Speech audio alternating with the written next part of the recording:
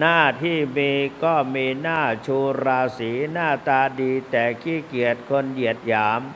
หน้าที่นั้นสำคัญกว่าคนหน้างามหน้าตาดีหน้าที่สามไม่งามทุกคนมีหน้าที่มีภาระหน้าที่หลายๆอย่างในตัวของบุคคลแต่ละคนมีหน้าที่ทั้งเป็นไปโดยธรรมชาติทั้งที่ได้รับการแต่งตั้งและมอบหมาย อันนี้ก็รู้สึกอนุโมทนาเราท่านทั้งหลายมีหน้าที่ตั้งแต่เป็นลูกของพ่อแม่เป็นหัวหน้าครอบครัวแล้วแต่วันนี้ตั้งแต่เช้ามาทุกคนก็ทำงานไปคนละอย่างตามหน้าที่ก็เขาบอกว่าพระน่ะมีอะไรทำอะไรกินแล้วก็นอนแล้วก็กิน อยากให้มารู้มาเห็นวันทั้งวันก็หน้าที่เรามีในทางพุทธศาสนาเรียกว่าคันธทุระวิปัสสนาธุระคันธทุระเราก็ได้แก่การศึกษาเล่าเรียนภาคเพียรปฏิบัติอย่างเนี้ยแล้วก็ทำหน้าที่ของเราเป็นว่าทำวัดสวดมนต์ตื่นเช้าตีสี่มีคนปลุกละแล้วก็อาตมาใน3-4 ปีนี่มีคนปลุกตลอดตั้งแต่พระเดชพระคุณหลวงปู่ยังดำรงธาตุขันธ์หรือยังมีชีวิตอยู่ก็มีหลวงพ่อเกรียงศักดิ์มาจากกรุงเทพก็มาอยู่จำพรรษาที่นี่ไม่รู้เป็นยังไงท่านปลุกเราทุกเช้าเราก็เกรงใจท่านในปีนั้นก่อนหน้าที่หลวงปู่จะมรณภาพนะปีหรือ2 ปีนั่นจำเป็นต้องไปทำวัดเช้าทุกเช้าไม่ไปก็ไม่ได้หลวงพ่อเกรียงศักดิ์ปลุกเรียกลุกปลุกตื่นสมัยนั้นเดินไปต่อมาก็หลังจากที่พระเดชพระคุณหลวงปู่มรณภาพไปเราก็มีท่านสิริพลเป็นผู้ปลุกทุกเช้าอีกเช่นกันทุกเช้าแล้วก็มีท่านธีราธรเอารถก๊อฟมารับแรกก็คือท่านเจ้าคุณพระศรีศิลปาจารย์มารับทุกเช้าแล้วก็เกรงใจเจ้าคุณต่อเจ้าคุณต้องมารับเราไปทำวัดเช้าก็เลยบอกหลวงพี่ไม่ต้องเราไปเจ้าคุณเหมือนกันนะก็เลยท่านธีระมาหลายคนหลายรูปเปลี่ยนกันหลายรูปท่านสมชายบ้างท่านอะไรศึกออกไปมรณะถึงแก่กรรมไปก็มีอันนี้สงแรงเหมือนกันอันนี้พูดเล่นหยอกเย้าแล้วก็ท่านสมชายมาก็มาช่วงระยะหนึ่งก็นานเหมือนกันแหละหลายเดือนเหมือนกันก็เปลี่ยนปัดรัดลองกันไปตอนนี้ท่านธีราธรก็รับยิ่งหน้าฝนอย่างนี้ฝนตกบางทีลมมันเป็นเขาเรียกอะไรลมพัดในซอยนั้นน่ะมันแรงท่านธีราธรเปียกปอนแล้วก็พอชื้นๆนะเขาก็พยายามกันไม่ให้เราเปียกแต่ท่านเปียกแล้วก็นี่แหละก็น่าเห็นใจแต่เราก็ไปทำทุกวันอานิสงส์ก็เกิดพอได้สติมาเนี่ยก็ท่านเจ้าคุณอมรเวทีชื่นชมว่าท่านเจ้าคุณเจ้าอาวาสไม่ประมาทไม่ประมาทท่านเลยประสบความสำเร็จหลายอย่างว่างั้นแล้วก็แอบปลื้มใจนะแอบปลื้มใจเพราะว่าพระพุทธเจ้าตรัสว่าคโนโวมาอุปัจจคาเราอย่าปล่อยเวลาให้ล่วงเลยไปโดยเปล่าประโยชน์อาเชวกิจมาตปังโกชัญญามรณังสุเวพึงรีบขนขวายบำเพ็ญคือกิจทำหน้าที่ของตนให้ดีที่สุดเพราะว่าไม่มีใครจะรู้ว่าความตายจักมีในวันพรุ่งนี้จริงๆนะนักกรอนเขาเขียนว่าอันความตายชายนารีหนีไม่พ้นหนีไม่พ้นอะไรล่ะอันความตายชายนารีนี่ไม่ถึงลืมแล้วกำลังเมามันนะถึงแอบซ่อนในกลีบเมฆกลางเวหาซ่อนกายากลางสมุทรสุดวิสัยซ่อนตัวตนณซอกเขาลำเนาภัย ณแดนใดไหนจะพ้นจากความตายอันความตายชายนารีหนีไม่พ้นมีหรือจนก็ต้องตายกลายเป็นผีถึงแสนรักก็ต้องร้างห่างทันทีไม่วันนี้ก็วันหน้าช้าหรือไววันนี้ประชุมคณะสงฆ์จังหวัดเชียงใหม่อันมีพระเดชพระคุณหลวงพ่อเจ้าคุณพระเทพปริยัติเจ้าคุณพระเทพสิงหวราจารย์สองเจ้าคุณและทั้งจังหวัดรองจังหวัดนอกจากนั้นเจ้าคณะอำเภอรองเจ้าอำเภอเลขานุการเจ้าคณะอำเภอเลขารองอำเภอเข้าประจำที่ประชุมออนไลน์ออนไลน์ปัจจุบันนี้มันสะดวกจริงๆอยู่ตรงไหนเราก็พูดกันได้คล้ายๆส่งถ้าเป็นสมัยก่อนก็ส่งโทรจิตปัจจุบันนี้มองเห็นหน้ากันใครพูดก็ปรากฏเต็มจอใครหยุดพูดก็อีกคนหนึ่งพูดแทรกขึ้นมาก็ภาพคนนั้นขึ้นมาเปลี่ยนไปเปลี่ยนมาประชุมออนไลน์นี่ก็ดีเหมือนกันทำให้เป็นอิสระไม่ต้องจัดห้องประชุมไม่ต้องคือไม่ต้องมีพิธีรีตองอะไรมากมายเพียงแต่นั่งฟังเราไม่อยากจะปรากฏรูปร่างหน้าตาไม่แสดงภาพตนเองแล้วก็ปิดเสียก็ได้นั่งฟังตรงนั้นถ้าเราจะรู้ว่าเราไม่หนีไปไหนแล้วก็เปิดภาพเราเล็กๆให้ปรากฏอยู่ตรงนั้นมีชื่ออยู่ตรงท้ายแล้วก็ปิดไมค์เสียนั่งฟังอย่างเดียวก็นั่งฟังไปคือสดียภาพไม่ให้เสียงอะไรไปรบกวนเขาเพราะว่ารบกวนแล้วมันจะเข้าไปนั้นหมดเสียงนะทีนี้ก็นั่งไปประชุมไปเลิกประชุมมาเลขาเอาภาพไลน์มาให้ดูว่าให้เจ้าคุณดูนี่แล้วก็ภาพนั้นก็เป็นภาพเคลื่อนไหวก็เป็นภาพถ่ายนะวันระยะนี้ฝนตกขอให้ระวังทุกประเทศแล้วก็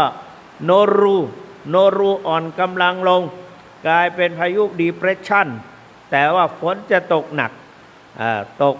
วันนี้ถ้าตกก็ตกทั่วฟ้า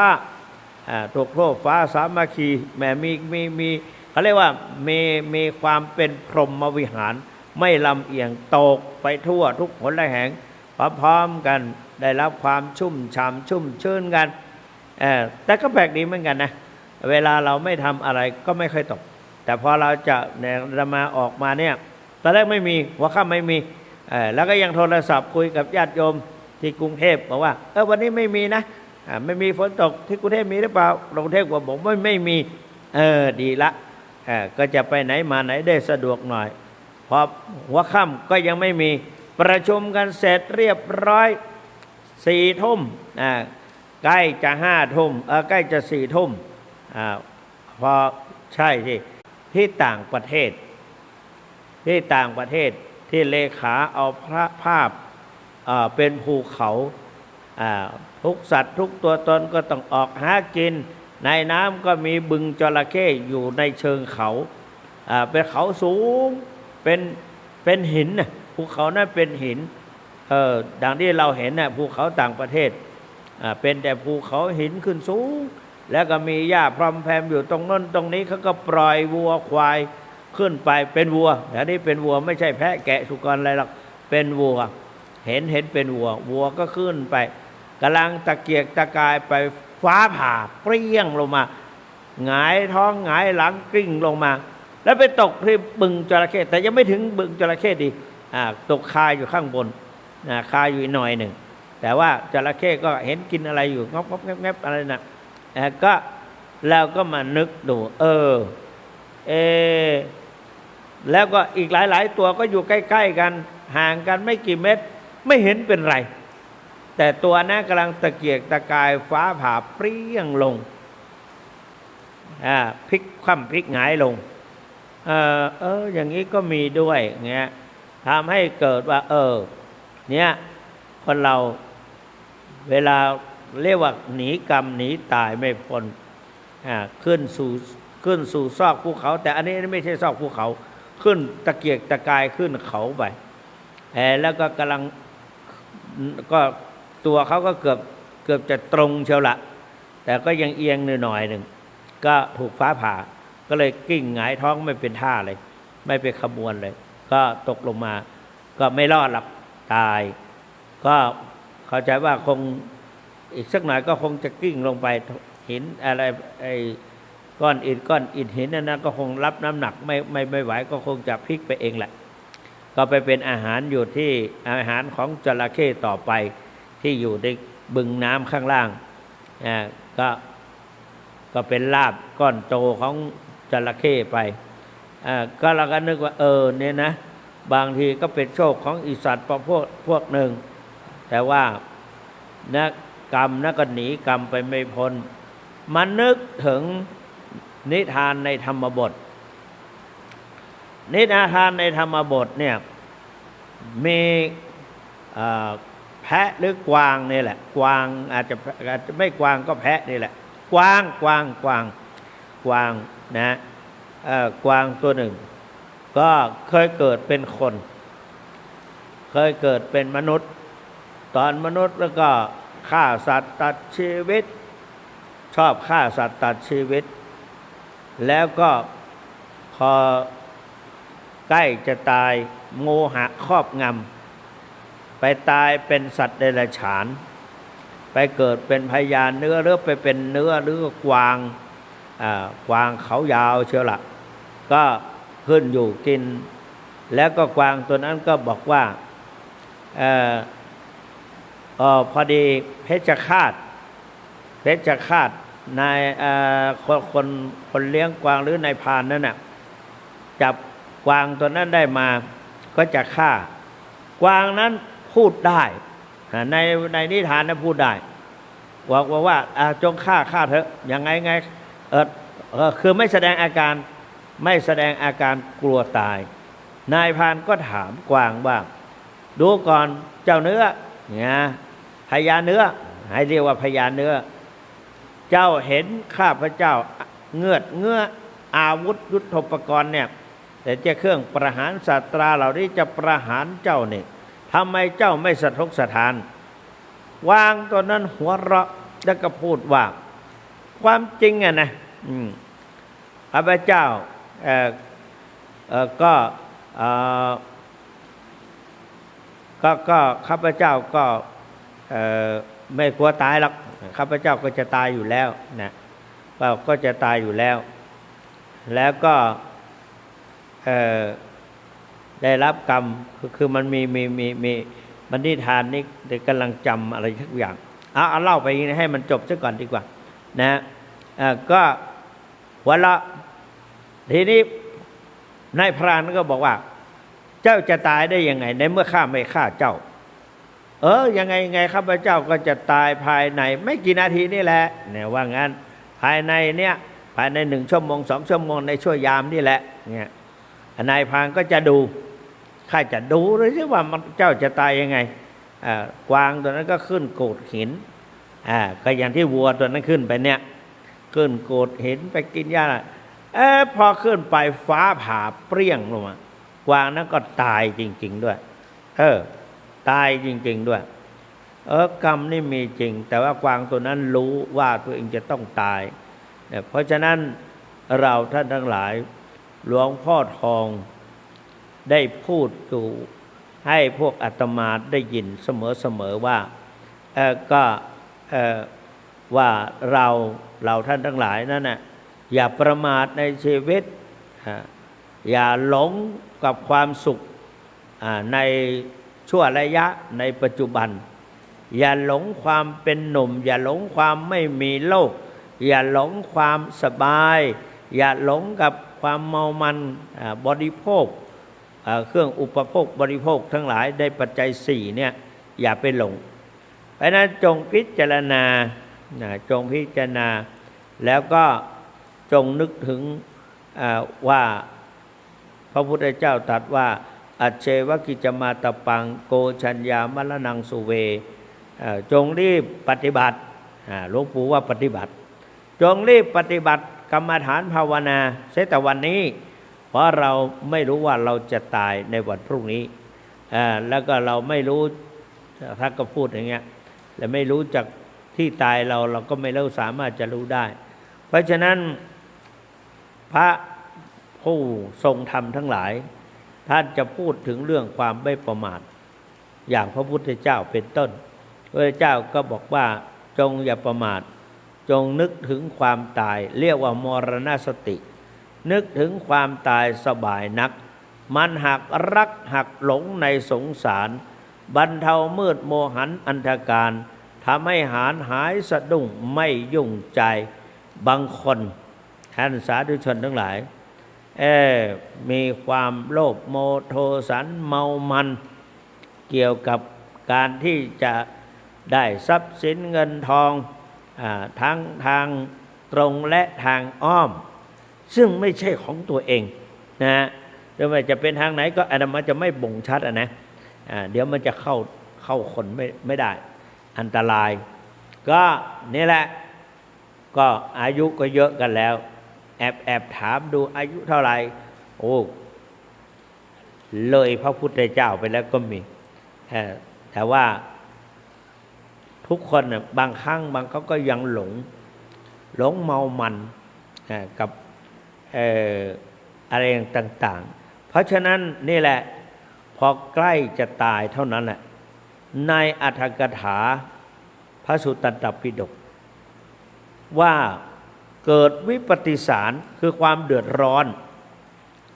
ความเดือดร้อนวิปฏิสารคือความเดือดร้อนยกตัวอย่างเช่นนายโคฆาตก็คือโคก็คือโคฆาตก็คือคาตะแปลว่าฆ่านายคนนี้เป็นผู้ฆ่าวัวเป็นประจำวันไหนไม่ได้กินเนื้อวัวไม่ได้กินเนื้อแล้วก็กินข้าวไม่อร่อยเขาก็จะมีวิธีหลายๆอย่างตามคติของเขาตามที่เขาเคยประพฤติปฏิบัติมานายนี่ก็กินพอดีก็วันนั้นเขาก็ได้รับกรรมแสนสาหัสก็ไม่ตายง่ายลิ้นขาดไปตัดเอาลิ้นวัวมาแล้วก็ไปย่างแล้วก็ตัดเอามีดตัดใส่ปากก็ตัดไปตัดมาก็เลยมีดอีท่าไหนก็ไม่ทราบไปตัดลิ้นตนเองแทนที่จะตายก็ไม่ตายร้องอย่างวัวร้องอย่างวัวร้องไปร้องมาเลือดก็กระโชกเต็มปากแต่ก็ไม่ตายง่ายทรมานถึง7 วัน 7 คืนแต่ก็ไม่น่าจะเป็นไปได้เนาะลิ้นขาดมันก็ต้องตายเนาะแต่ว่ากรรมเพราะเคยทำมาจนนี้มาวันสุดท้ายก็เลยตายภายใน7 วันวันที่7ก็ตายแล้วไปเกิดในนรกพระพุทธเจ้าถามภิกษุทั้งหลายว่าพวกเธอทั้งหลายยังไปบิณฑบาตอยู่หรือเปล่าไปบิณฑบาตตรงไหนนายภิกษุทั้งหมดนั่นก็บอกว่าไปบิณฑบาตอยู่ตรงโน้นไปตรงนั้นมีเรื่องอะไรบ้างไปยังบิณฑบาตได้ดีอยู่หรือเปล่าประชาชนก็ใส่ดีพระพุทธเจ้าค่ะแต่ว่าในเรือนของคนเนี้ยเขาฆ่าวัวทุกวันนะรู้ได้ไงว่าเขาฆ่าเขาทรมานวัวเสียงโคร้องไม่ขาดเสียงระยะไม่ขาดระยะเลยมาอยู่ไกลๆก็ยังเสียงร้องลั่นเขาทรมานโคก่อนเขาจะพระพุทธเจ้าก็ตรัสว่าไม่ใช่อันนั้นมันคนวิบากมาถึงกรรมมาถึงนายโคฆ่าเกิดวิปฏิสารความเดือดร้อนแต่ว่าในพระพุทธเจ้าได้ขยายไปว่านายนี้สำนึกบาปแต่ว่าทนไม่ไหวนึกถึงภาพพจน์ที่เขาฆ่าวัวควายตั้งแต่ตัวแรกมาแล้วเขาก็จึงร้องเสียงวัวร้องนั้นมันร้องออกปากเขาก็คือตัวเขาน่ะร้องเสียงดังลั่นคน3 บ้าน 7 บ้านจนชาวบ้านเขารำคาญแต่ก็ไม่รู้จะพูดยังไงไม่รู้จะทำยังไงพ้น7 วันเขาก็ตายแล้วตอนนี้เขาไปสู่อบายภูมิสู่นรกมหาอเวจีนรก อันนี้ก็เป็นนายโคคาตมานายจุนทสุกริกเอกนะจุนทสุกริกฆ่าหมูพอแกใกล้จะตายแกก็ร้องอย่างหมูร้องอย่างหมู7 วัน 7 คืนเหมือนกันกรรมนี่แรงเอาไว้นั้นก็คนเราทั้งหลายแม้แต่ทำอะไรไว้ก็กรรมอันนั้นจะตามมาเพราะนั้นพระพุทธเจ้าก็สั่งสอนให้มวลมนุษย์ทั้งหลายตลอดตั้งแต่ภิกษุเป็นต้นมาเป็นต้นไปก็แนะนำให้อยู่ตั้งอยู่ในศีลคืออย่างพระภิกษุเข้ามาบวชอย่างพวกอาตมานี่ก็ต้องรีบพยายามทุกวันนี้อายุก็เยอะขึ้นเรายังมีสติอยู่ เพราะฉะนั้นต้องนึกถึงธรรมวินัยครูบาอาจารย์สอนให้เจริญกรรมฐานเรียกว่าตาจะปัญจกะกรรมฐานก่อนที่จะมอบผ้าให้ต้องสัญญากับอุปชาอาจารย์ว่าจะปฏิบัติกรรมฐาน5 ข้อครูบาอาจารย์ก็ให้สอนว่าเกสาโลมานาขาทันตาตะโจให้กลับอีกตะโจทันตานาขาโลมาเกสาแล้วก็บอกว่าเกสาเนี่ยผมที่อยู่บนศีรษะของเราเนี่ยไม่สามารถจะนับจำนวนได้แต่ว่าละมนุษย์ทั้งหลายลุ่มหลงรักกันที่สีผมแต่ละประเทศแต่ละทวีปก็ไม่เหมือนกันบางทีก็สีบรอนซ์บางทีก็สีอะไรสีทองบางคนก็อย่างเอเชียนี่สีดำก็ผมสีดำแม้แต่พระผุษดีเทพธิดาผุษดีจะลงมาประสูติก็ยังอธิษฐานขอให้ข้าพเจ้ามีเกศาดำคริบ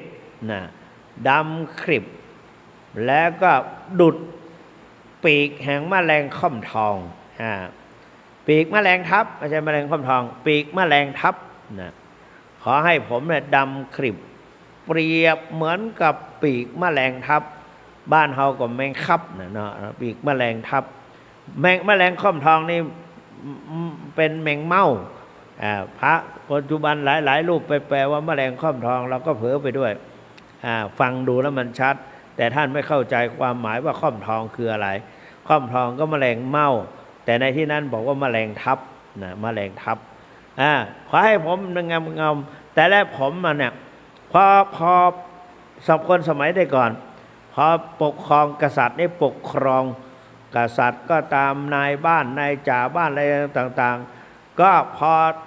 หนวดผมขาวก็จะสละเพศมอบมรดกทรัพย์มรดกความเป็นใหญ่ให้ภรรยาหรือบุตรแล้วก็ตัวเองก็มุ่งเข้าสู่ป่าบวชเป็นฤาษีบำเพ็ญพจน์อยู่ในป่าเขาวงกฏนั่นแหละเป็นอย่างนั้นสมัยก่อนพระเจ้าอาจารย์ปรันทปะอาจารย์ปรันทอะไรนะปรันทปตะเวททีปกะปรันทปะปรันทกะปะเนี่ยสองกษัตริย์2 เมืองก็ออกไปบวชก็มีเรื่องราวยาวมากแต่ไม่เล่าเพียงแต่ยกชื่อให้ฟังก็พอนะก็ออกไปบวชเพราะฉะนั้นเราท่านทั้งหลายก็ผมนี่ก็เป็นสิ่งสำคัญเพื่อไม่ความไม่ประมาทก็ไม่ลุ่มหลงเพราะยิ่งเป็นพระก็ไม่ให้ลุ่มหลงให้ปรงผมซะจนเกลี้ยงเลยนะโดยคิดถึงสีสันของมันกินก็2ในวินัยบอกไว้ว่ากายบริหารคือการบริหารร่างกายให้ถูกต้องตามสุขลักษณะดังนี้ 1. อย่าไว้ผมยาว 2. อย่าไว้เล็บยาว 3. อย่าไว้หนวดเคราเป็นพระนี่เขาไม่ให้ไว้เล็บยาวไม่ให้ไว้ผมยาวไม่ให้ไว้หนวดเครามีเท่าไหร่ไม่รู้นะ กายบริหารคือการบริหารร่างกายให้ถูกต้องตามสุขลักษณะหนึ่งอย่าไว้ผมยาวสองอย่าไว้เล็บยาวสามอย่าไว้หนวดเคราแล้วก็สี่อะไรก็เยอะเหมือนกันนะสมัยก็เป็นสามเณรท่องตลอดอันนี้เป็นหลักวินัยของนักธรรมชั้นโทนะครับถ้าเมื่อก่อนสมัยเป็นสามเณรก็ท่องนะแน่เกสาโลมานะขาว่าไปแล้วทันตาเนี่ยทันตาไปดูฟันที่ว่าสวยว่างามใครฟันสวยๆงามๆแล้วใครเห็นก็ประทับใจเห็นแต่หารู้ไหมว่าลองอันไม้จิ้มฟันให้เขาจิ้มแล้วมาดมดูดิโอ้โหเหม็นนะฟันที่ว่าสวยว่างามเหม็นเป็นของปฏิกูลนะทันตาโจผิวพรรณใครที่มีผิวพรรณผุดผ่องขาวเป็นนวลใยเป็นยังใยไม่แก่ไม่เฒ่าไม่ชราขนาดวัยจะ70แล้วเนี่ยก็ยังผิวพรรณยังสีเหลืองเนี่ยอย่างถ้าเจ้าคุณก็หลงเหมือนกันนะบางทีก็รูปคำดูแต่ว่าตอนนี้ตกกระเยอะแล้วกระขึ้นแล้วนะกระนี่ก็มีผลมาจากหลายอย่างหนึ่งไปเจาะเลือดนะเจาะเลือดตามหลังมือหลังอะไรกับหลังมือนี่เขาบอกว่าไม่จำเป็นไม่อยากจะให้มีแผลไม่อยากให้อะไรไปทิ่มพอทิ่มไปแล้วมันกลายเป็นกระว่างั้นตกกระเป็นรอยด่างรอยนี้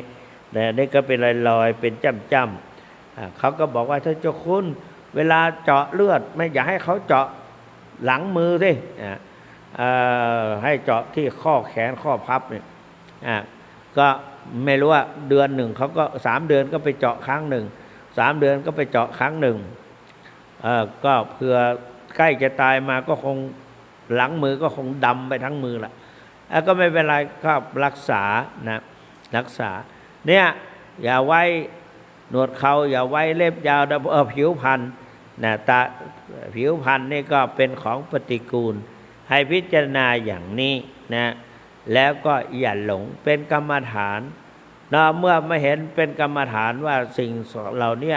เป็นของปฏิกูลไม่ให้หลงแล้วก็ให้มาบำเพ็ญนะเรียกว่าในพระภิกษุสงฆ์ภิกษุสงฆ์เข้ามาบวชในบวรพุทธศาสนายิ่งเป็นพระหนุ่มสมัยก่อนท่านให้เจริญอสุภกรรมฐานให้เจริญอสุภกรรมฐานพิจารณาสิ่งเหล่านี้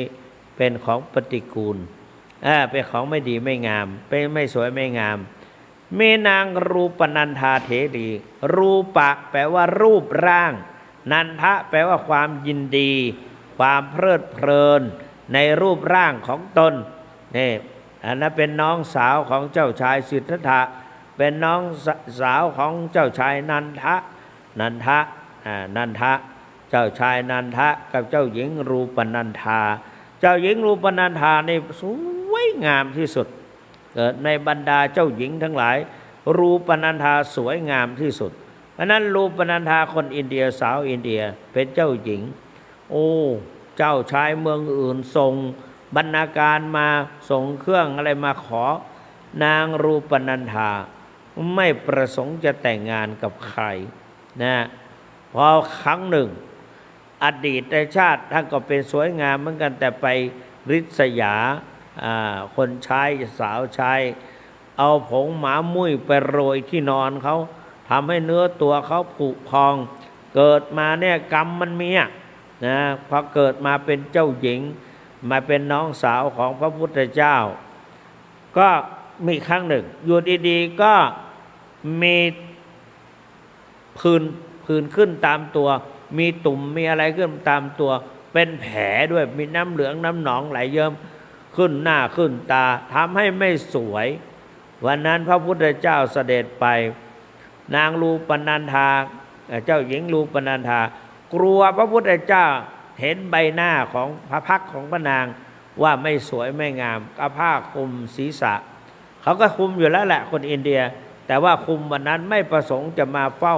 พระสัมมาสัมพุทธเจ้าพระสัมมาสัมพุทธเจ้าก็ตรัสถามถึงน้องสาวว่า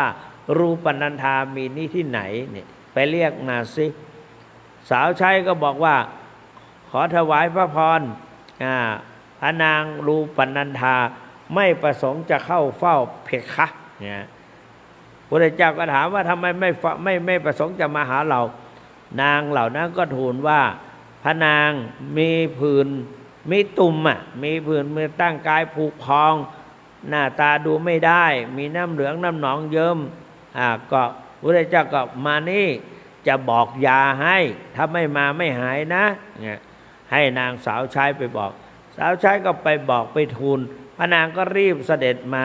พระเจ้าบอกว่ารูปนันธาทำไมไม่มาหาพี่ล่ะ รูปนันธาก็รู้คุณตามความเป็นจริงไหนขอดูหน้าหน่อยนางรูปนันธาก็ไม่ให้ดูแต่หน้าให้หลวงพี่ดูหน่อยอย่างเงี้ยให้เจ้าพี่ดูหน่อยนางก็ดูพุทธเจ้าก็บอกอยากหายไหมอยากหายเพคะงั้นก็ไปกวาดพระเชตวันให้หน่อยพระนางก็พร้อมด้วยสาวใช้ก็ไปกวาดพระเชตวันไปเช็ดไปถูภาชนะราวบันไดตลอดถึงต้นเสาไม่ให้ฝุ่นมาติดก็พระพุทธเจ้าตรัสเนี่ยนะก็ย่อมศักดิ์สิทธิ์วาจาพระพุทธเจ้าในศักดิ์สิทธิ์ว่านางไปทำก็ดูเหมือนปาฏิหาริย์ขัดไปขัดมาไม่เท่าไหร่ก็ยิ่งขัดยิ่งเหมือนกับตุ่มผื่นพันผื่นนั้นนะพุดพดผื่นพันอะไรต่างๆนะก็เมื่อนางขัดเสาขัดอะไรต่างๆขัดภาชนะต่างๆเหล่านั้นก็หายไปทีนี้โดยที่นางยังไม่ทันรู้ตัวกับความคันความอะไรต่างๆอยากเกาอยากอะไรก็ไม่ค่อยมีนางก็กลับมาล้างหน้าล้างตาก็ดูว่าก็อะไรที่มันไม่ดีไม่งามมีเกล็ดมีอะไรก็หลุดติดมือออกไปแล้วก็หน้านางก็เกลี้ยงเกลายิ่งกว่าเก่าพุทธพองยิ่งกว่าเก่าหลายเท่านะอันนี้เป็นอนุภาพพุทธานุภาพเป็นพุทธานุภาพด้วยและพระพุทธเจ้าเป็นผู้รับรองก็จึงทำให้นางหายจากกะเหล่านั้นไปได้นี่ก็คือเป็นอนุภาพพุทธานุภาพก็นี่ก็คือพิจารณารูปร่างเพราะฉะนั้นพระพุทธเจ้าจึงสอนภิกษุทั้งหลายว่าภิกษุเข้ามาบวชในบวรพุทธศาสนาแล้วเราจะพิจารณาอย่างไรจึงจะให้ดำรงอยู่ในพระศาสนานานๆนะก็มีเขาเขียนมาเป็นคำสัมผัสคล้องจองกันกี่ข้อก็ไม่รู้นะเดี๋ยวโทรมาบอกก็ได้นะบอกว่าเคร่งคัดวินัยฝักใฝ่พรหมจรรย์ไม่เหหันหากิเลสธรรมสังเวชพิจารณาศรัทธาในพระรัตนตรัยรู้จักใช้ปัญญามีสัมมาสติมุ่งดำริหลุดพ้นประพฤติตนด้วยการสำรวมใครจะโทรมาเดี๋ยวจะถามนะลองนับดูข้อมือดูนะ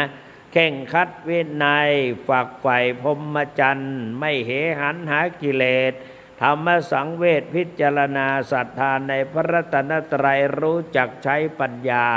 มีสัมมาสติมุ่งดำริหลุดพ้นประพฤติตนด้วยการสำรวมนะทั้งหมดนั้นเป็นวินัยนะเข่งคัดวินัยฝักใฝ่พรหมจรรย์ไม่เหหันหากิเลสธรรมสังเวชพิจารณาศรัทธาในพระรัตนตรัยรู้จักใช้ปัญญามีสัมมาสติมุ่งดำริหลุดพ้นประพฤติตนด้วยการสำรวมนะนี่ก็ทำให้พระสงฆ์อยู่ไปจนนอนกลายเป็นครูบาอาจารย์ได้ปกครองเหล่าพระภิกษุสามเณรท่านก็มีคุณธรรมขึ้นมาอีกกลุ่มหนึ่งนะอีกกลุ่มหนึ่งก้อนหนึ่งอีกประเภทหนึ่งเขาบอกว่ายึดมั่นในพระรัตนตรัยนะมีน้ำใจเสียสละช่วยเตือนพระผู้ประพฤติผิดสุจริตสมเป็นสงฆ์ดำรงพุทธบัญญัติไม่คิดขัดพระวินัยฝักใฝ่การกุศลมุ่งผลเพื่อพระศาสนาใช้เวลาเป็นธรรมทานประกอบการเกื้อประโยชน์มีคนหลายคนถามว่าท่านเจ้าคุณดึกดื่นอย่างนี้ท่านอายุเยอะแล้วเมื่อกี้เนี่ยพระผู้ถาม ท่านคนที่ไปรับเลขาหลวงพี่ที่ไปรับ บอกว่าน่าจะพักผ่อนได้แล้วหลวงพ่ออายุจะ70อยู่แล้วเราว่าเดี๋ยวค่อยฟังเดี๋ยวผมจะหาโอกาสพูดให้ได้ จะออกอากาศให้ได้ก็เดี๋ยวจะพูดให้ฟังบอกว่ายึดมั่นในพระรัตนตรัยก็ในพระพุทธพระธรรมพระสงฆ์ยึดมีน้ำใจเสียสละนะเสียสละเราต้องเสียสละนะช่วยเตือนพระผู้ประพฤติผิดอยู่เป็นครูบาอาจารย์เป็นพระอุปัชฌาย์เป็นเจ้าคณะเป็นเจ้าอาวาสแล้วก็ต้องทุกสิ่งทุกอย่างก็เป็นหน้าที่ของเจ้าอาวาสนะสุจริตสมเป็นสงฆ์เพราะนั้นเราก็เป็นเนื้อนาบุญของโลกนี่นะอนุตตรังปุญญเกตังโลกัสสาติเป็นเนื้อนาบุญของโลกไม่มีนาบุญอื่นยิ่งกว่าดังนี้เพราะฉะนั้นนาเนี่ยนาดีๆนาดีๆสมัยก่อนมีเพลงนะนาดีๆต้องใช้ข้าวปลูกพันธุ์ดีนาไม่ดีจะเสียที่นาอะไรพวกเนี้ยเพราะนั้นเราก็ต้องทำนาเนื้อที่นาของเราเนี่ยให้มันดีให้มีปุ๋ยมีอะไรนั่นก็คือยึดมั่นในศีลธรรมหมั่นสวดมนต์ภาวนาศึกษาเล่าเรียนภาคเพียรปฏิบัติสันทัดสั่นสอนไม่สั่นทอนไม่สั่นคลอนศรัทธาภาวนาเป็นนิจอย่างนี้เป็นต้นต้องพยายามสวดมนต์ภาวนาสวดมนต์ภาวนานี่ก็ดีนะญาติโยมอยู่ที่บ้านก่อนจะหลับจะนอนสวดมนต์ภาวนาพระเขาสวดแล้วได้อานิสงส์เยอะแยะเหมือนกันนะบอกว่า1ถูกต้องแม่นยำช่ำชองคล่องปากเนี่ย2ขับเสนียดจันไรภัยวิบัติตลอดถึงพูดผีปีศาจเนี่ย3อะไรเป็นที่รักของเทวดาและมนุษย์ทั้งหลาย4เทพบุตรรักษาเทวดาคุ้มครอง5เป็นที่ยำเกรงของศัตรูหมู่มารร้าย6อะไร 6อะไรเป็นที่ยำเกรงของศัตรูแล้วก็เป็นศักดิ์สิทธิ์และขลังนะศักดิ์สิทธิ์และขลัง7อะไรอะไรศักดิ์สิทธิ์และขลังก็เป็นกำลังสมาธินะเป็นกำลังสมาธิติดไหวนั่งสมาธิได้ทนนานแล้วก็เกิดความรู้ในสติปัญญาญาณนะมี10 ข้อมี10 ข้อเนี่ยอันนี้สงให้เพียงการสวดมนต์แล้วก็เป็นที่ยำโดยเฉพาะเป็นที่ยำเกรงของศัตรูหมู่มารร้ายนะถ้าไม่สวดมนต์ภาวนาเมื่อไม่กี่วันนี้เล่าให้แก่เลขาฟังและพระภิกษุสามเณรฟังบอกว่าก็มีนะฝ่ายไม่อยากว่าให้ใครบ้านลอยๆดีกว่านะก็มุ่งมั่นเรียนสูงอย่างน้อยก็ปริญญาสูงเนี่ยก็มุ่งมั่นเรียนใครจะว่าอะไรก็บอกว่าเราเรียนหนังสือโอกาส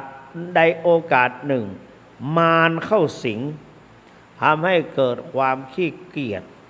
ไม่อยากเล่าเรียนไม่อยากจะดูตำรับตำราไม่อยากอาบน้ำไม่อยากอะไรต่างๆเป็นอยากอยู่เฉยๆอยากหลับอยากนอนผลสุดท้ายก็พยามารครูบาอาจารย์ก็เดือดร้อนดิเพราะว่าตัวสำคัญท่านเป็นผู้มีความสำคัญเรียนหนังสือเก่งแต่ตอนนี้ทำไมเป็นเช่นนั้นเหมือนท่านสานุสัมมเนรสานุสัมมเนรในอรรถกถาพระสุตตปิฎกสานุสัมมเนรนี่เป็น4เณรอรหันต์นะเป็นเณรอรหันต์ภายหลังเป็นสัมมเนรอรหันต์ก็พูดเก่งเทศเก่งประพฤติปฏิบัติได้ดีไปไหนก็เป็นที่รักของคนและเทวดาทั้งหลายแม้แต่มีนางยักษินีอดีตชาติเคยเป็นแม่สามเณรก็ได้รับการยกย่องเคารพนับถือจากเหล่าเทพเทวาและพวกยักษ์ทั้งหลายว่าแม่เนรมาแล้วหลีกทางให้เหมือนกับแม่อาตมาไปที่วัดพระธาตุศรีจอมทองตอนนั้นอาตมาเป็นพระครูอาทรสุวรรณโมลี แม่ท่านพระครูแม่ท่านมหาอย่างเงี้ยหลวงปู่ก็ชอบไม่ชอบว่าชอบอะไรนะหลวงปู่ก็ให้เกียรตินี่แม่มหากะแม่พระครูอาทรกะก็แม่ดาก็ได้รับการยกย่องหลวงปู่มีอะไรก็แจกให้มียาผงแดงมียาอะไรต่างๆมีของพอแกไปบวชชีระยะหนึ่งมีน้ำปานงปานะส่งไปให้แม่พระครูอาทรสุวรรณโมลี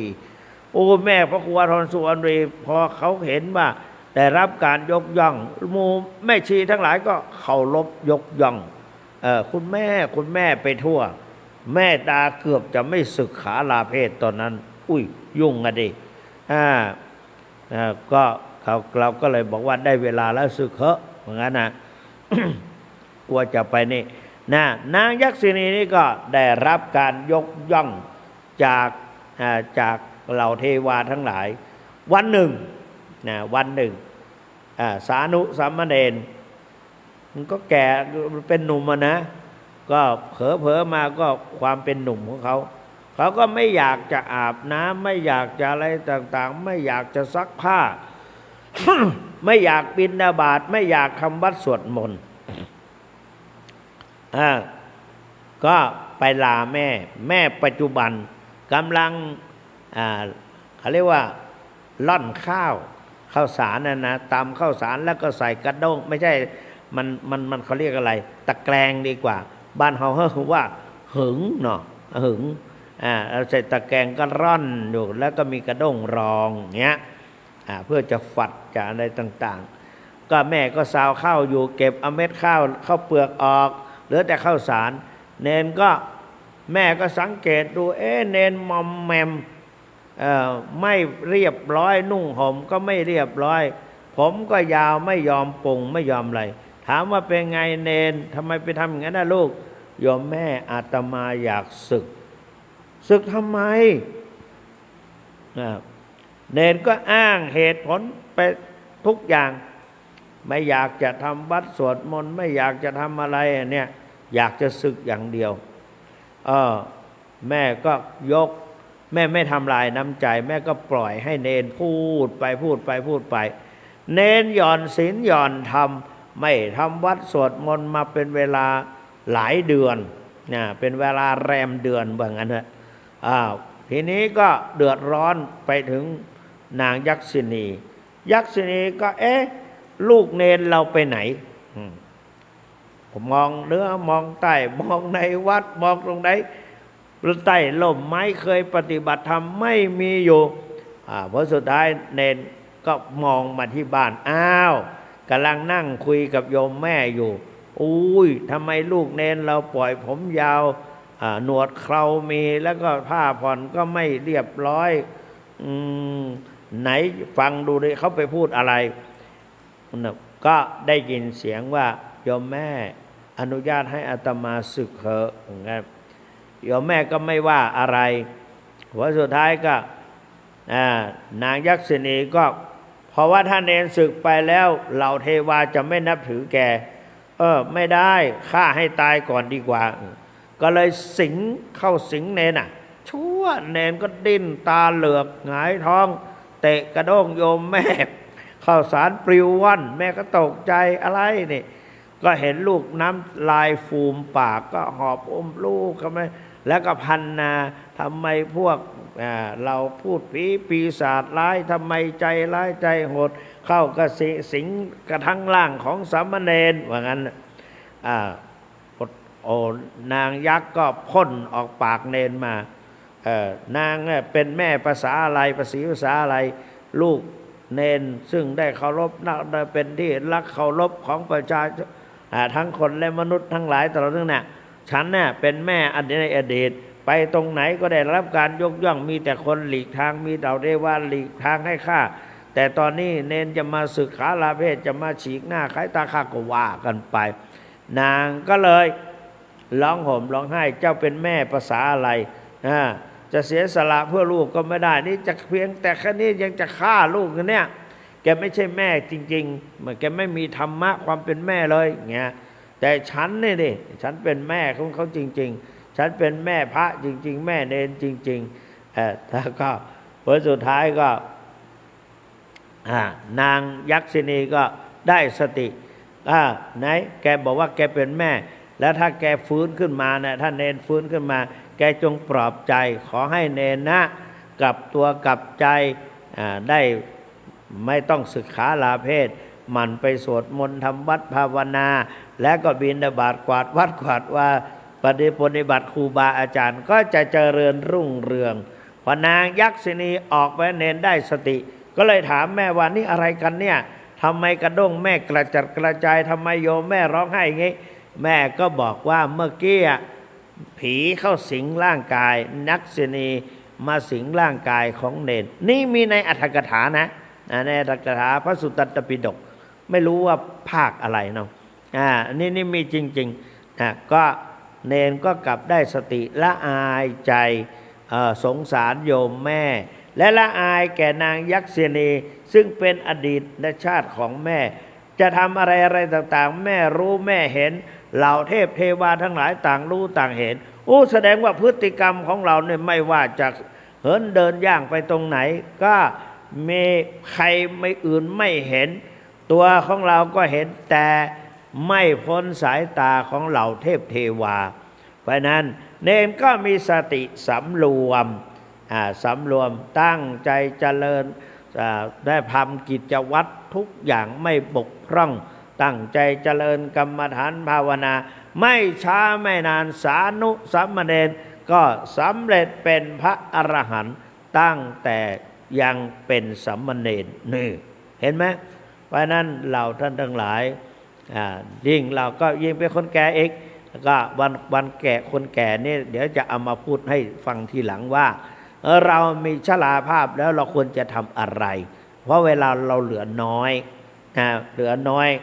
สมมุติว่าถ้าเจ้าคุณนี่อายุสัก75มันก็เหลือแค่6 ปี6 ปีไม่ถึง7 ปี6 ปีกว่าแล้วก็มันก็ใกล้เข้าไปปีหน้าก็หมดไปอีกปีหนึ่งปีนึงก็หมดออกไปอีกปีหนึ่งก็นึกดูอันนี้อาตมาเปรียบเทียบยกอาตมาเปรียบเทียบนะญาติโยมทั้งหลายก็เราก็ไม่ต่างกันนะเราไม่ได้แช่งใครเราพูด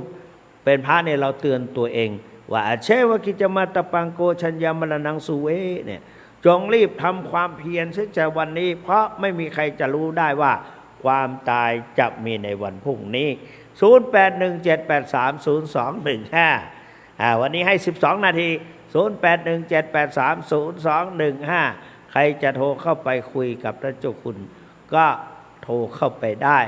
0817830215ไม่ทราบว่าใครจะเป็นนัมเบอร์วันนะใครว่าจะเป็นคนที่หนึ่งนะเมื่อคืนวานนี้นี่ใครไม่รู้เนาะนัมเบอร์วันมาแล้ว524เจริญพรสวัสดีนะนี่วัดไหนเชียงดาวสมุทรสงครามใช่ไหมเจริญพรขอบคุณมากฝนตกระวังหน่อยนะอายุวันโนสุขังพลังวางหูหน่อยโยมเดี๋ยวคนอื่นจะโทรเข้ามาได้ถูกวางเนี่ย081เจริญพรลำปางแจ้โฮมแจ้โฮมลำปางเอาเมืองปานดีใจเนอะนะวางหูน้อย0817830215สายเข้ามาแล้วเจริญพรครับนี่อันนี้นอนปุขาเนาะที่ไหนทำแม่ริมได้ยินชัดขอบคุณมากอายุวันโนสุขังพลังวางหูหน่อยนะร้องก็เข้าพี่นางโทรเข้ามาแล้วเขาบอกวางหูพี่นางก็เข้าไปได้วางหูหน่อยโยมนี่เจริญพรพี่นางร้องของข่าวว่าเจริญพรดีแล้วกดว่างเลยได้ยินแล้วนะ081วันที่สันทรายนะสันทรายมันที่เจริญพรปิ้นจะฮื้อพองวันนี้ได้ฟังนิทานด้วยเนาะ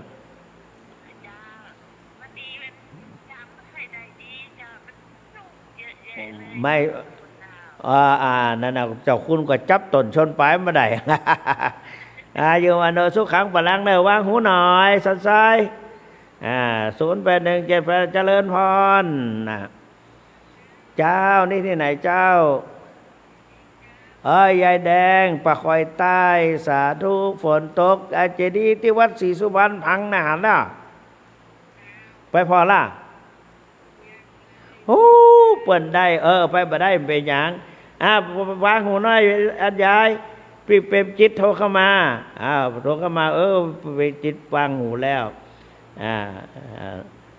พี่จิตมาเข้ามา0817830215ก็ตอนแรกก็จะอู้ว่าก็ลุงสาธิตท่านไปนายแพทย์เรียกว่าเสนารักษ์หรือว่าแพทย์ประจำตำบลเจริญพรคุณปีได้ห้าวเนี่ยวันนี้ฟังพิจารณาพองนิทานหลายขนาด อายุวันโนสุขังพลังเนอรับได้แล้วนะ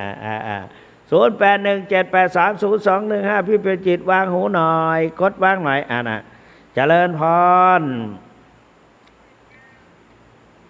เจ้านั้นนี่โทรจากไหนเจ้าสักกะแปงสาธุอายุวันโนสุขังพลังกดปิดน้อยคนใหม่เพื่อจะได้เข้ามา081783วางหูแล้วขอบคุณมากๆ นายแพทย์ประจำตำบลท่านก็อายุประมาณ70ป่ายนี่แหละ70กว่าก็เข้าใจว่าขึ้นแกล้มลงแล้วก็ศีรษะไปฟาดอะไรก็ไม่รู้ได้ถึงแก่ความตายก็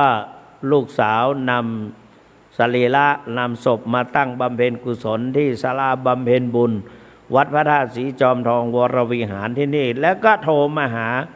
ตัวลุงว่าป้อมมีเห็นแล้วขอตัวลุงไปจะมาเทศก็ได้หรือว่าจะมาเป็นประธานก็ดีก็เลยบอกว่าไปเป็นประธานดีกว่าบ่ต้องเอาตัวลุงเทศละไอ้เฮือนก็เป็นอ้ายของตัวลุงอีน้องก็นับถือกันไปอยู่ตั้งแต่ไปอยู่ก็ภรรยาของเขาก็ถือว่าเป็นพี่สาวเราเขารักเราแล้วก็ให้ถวายข้าวน้ำโภชนาหารมาก็พี่สาวก็ไปขายกล้วยทอดกล้วยแขกทอดน้ำมันเข้าจมูกทุกวันก็ระวังไว้นะปัจจุบันนี้ก็ยังดีมีผ้าแมสก็คอยกันไว้บ้าง เป็นไปโดยอัตโนมัติสมัยก่อนไม่มีใครปิดหน้าปิดตาไม่มีใครปิดจมูกก็สูดเอากลิ่นไอแห่งน้ำ